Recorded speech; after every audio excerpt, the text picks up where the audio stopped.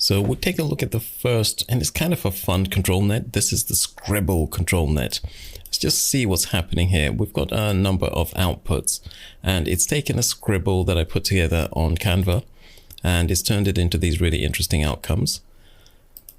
Let's take a look at how everything's set up. So we're dealing with SD1.5, so we've got a 512 by 512 image, and this is giving us this outcome in the saved images. The load control is loading up control V11P SD15 Scribble, very nice name. And I like sometimes to keep the original names because it is much easier to sort of know exactly which file I downloaded rather than changing them to a more friendly name, which sometimes makes sense. Sometimes it's not that helpful in the long run. Now the checkpoint I'm loading is Dream Shaper 8 for a change, and we've got the standard VAE. Two men like steel statues, starry sky, beautiful desert landscape. And we go back to the history, we can see what the previous ones were. Ooh, that was less organized. Two kings walking under a starry sky. I should read sky, but it didn't matter. He sort of got it.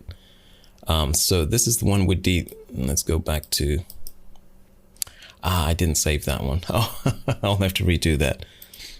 So there we are, with a bit of a reminder to save the workflows before playing around in the history. So the workflow here, which I will share with you, basically runs from the ControlNet, which is the Scribble net, goes to Dream Shaper, and then we're using the standard VAE. Two men like still statues, starry sky, beautiful desert landscape. That is what it comes up with using this particular scribble. And this particular ControlNet is actually pretty flexible, and it does try to follow the shapes that it sees, but sometimes it interprets things somewhat thematically. So it sort of put some stars which didn't necessarily look like these giant stars here. So it's a very flexible one, which I think pays to experiment with quite a bit to see how it works, because it can produce some amazing results from very, very simple diagrams. You can draw the scribbles yourself, you can get them online. And we're working with a strength of 0.9. So basically this is the same kind of setup that we've seen, I think, in previous projects. What's a little bit different is that we are starting with the image that would normally be handled by the preprocessor. So we're just importing something that's already ready for the controller and then linking directly to the controller. I think the link, you can see the link there. So that's basically how it works. I'll share this with you, and you should be able to use this for your scribbles, and it may work for quite a few other ControlNets as well. Now the Lineart ControlNet, this one is SD15 Lineart. This one actually comes in with a similar kind of play as the other one, the Scribble one that we were dealing with. Here you can tell. So here you can tell that I've taken a hand Lineart, and I've used it to create a set of roads in the country. In a sort of a tropical area, and the ControlNet has produced a road network that seems to resemble what's happening within the hand. So this might have come out really interesting if we'd given it maybe a higher number of steps. And the ControlNet here is working with a prompt, a house in the forest scene, tropical, seen from above, trees, road, hand-like outline of the building. So instead of taking the building and making it hand-like, it's instead made the roadway the main theme of the design. So we've got a roadway here, and it's kind of cut off at the top and the bottom because this image is 768, whereas the empty latent image is 512. So we could increase this to 768. Because we're using Dream Shaper, I think it allows us to work at that level without too much distortion. So we can try that and see what happens. And you can see that it is extremely quick when we are working at SD 1.5.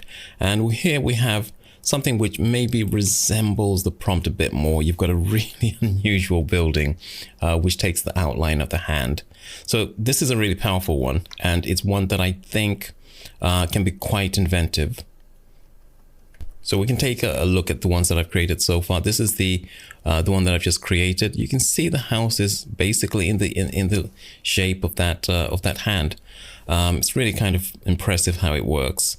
And you can see the previous one where it's combined house and road. And then with the men, with the two stick men, you can see it's a little bit more, I would say, it's a little bit less creative in some ways than the Scribble one. It follows the outlines a little bit more authentically than the Scribble. So there's that minor difference, but otherwise they do seem to carry out a similar kind of function. This one here, literally the outline that we were looking at with the two gentlemen. And you can see it's a very different idea to the previous one, the Scribble one. So use those two in similar but different situations.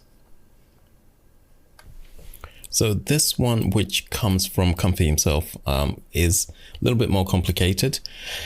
And I will give it to you as is. It's a complicated one that produces two outcomes, which you can easily do with Comfy UI.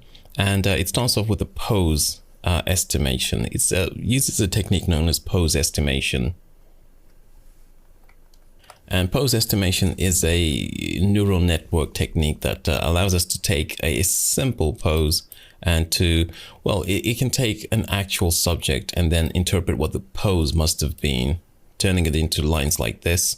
Or it can take a pose and then turn it into an image. So in this case, this particular image is turned into this worshipful image. It's not 100% successful, I have to say. So it's a little bit more of a demonstration of what you can do with Comfy UI, but it is showing a gradient from the smaller input through to the largest output. So there's an enlargement going on as well, and there's a little bit of a breaking down of the image, as you can see, where you begin to see parts of the image duplicating.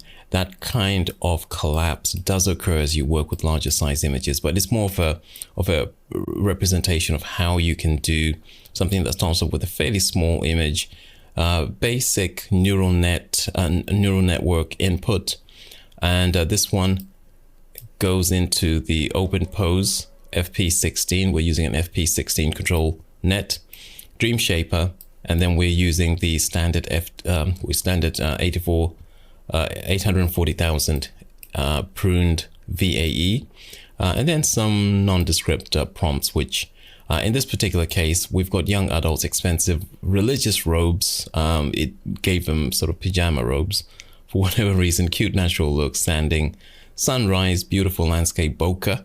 Bokeh is a photography term that means the sort of background blur.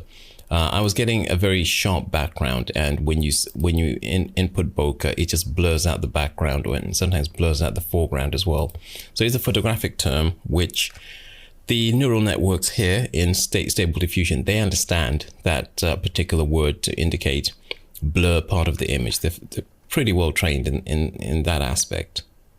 And we've got city lights. I'm going to change that to bokeh city lights. So we might get a different type of city lights if we put in bokeh. So it's a complex one beginning at 1280 by 704, which is kind of like the point at which things begin to fall apart with Dream Shaper and SD 1.5. So this is maybe something that might work a little bit better inside of SDXL. We've got to stop at clip layer 2. So we've got a clip skip 2. And we've got a couple of samplers, one for the initial run and a second one that actually runs for the second enlargement run. And this is the latent upscale. So with the latent upscale, you quite often have to run a fairly simple upgrade to the image. You have to sort of run you can't just do an upscale and leave it. Sometimes you find you have to run the samples again in order to get the upscale to work properly. But we can run it, and you can see just how quick it is inside of Comfy UI to run a single prompt here, and then we run the second prompt, the enlargement happening here. It's extremely quick, and I've got all sorts of equipment running in the background, so it gives you an idea of just how efficient Comfy UI is. And we should soon have our image, although the VAE may stop for a while because I think my this is a very large image size, and that can sometimes delay the VAE decode. But no, it's finished. There we have our girls in their robes, looking kind of serious, and all sorts of worshipful stuff happening there. So that is the, I think I probably prefer the original one here, but that is the Openpose one. It's a little bit technical. I'll include all the stuff that you need, so you'll find the pose image and also the workflow for this one.